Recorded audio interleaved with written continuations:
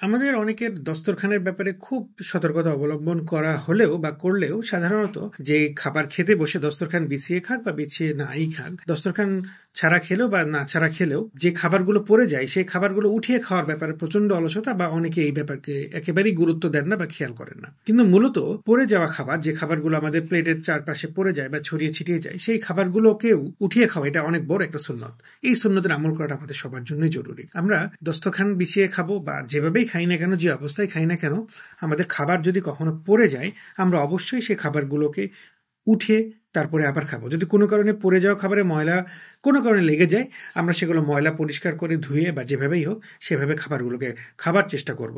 অনেক সময় দেখা যায় হাড্ডি বা মাছের কাটার সাথে অনেকগুলো এক্সট্রা করে ভাত বা কিছু থাকে, সেগুলোকে ফেলে দেয়। আমরা এটা না করার চেষ্টা করব। আমরা ভাতগুলোকে আলাদা করব, রেখে দিব এবং খাবো, এবং পরবর্তীতে হাড্ডি বা মাছের কাঁটাকে ফেলে দেবো।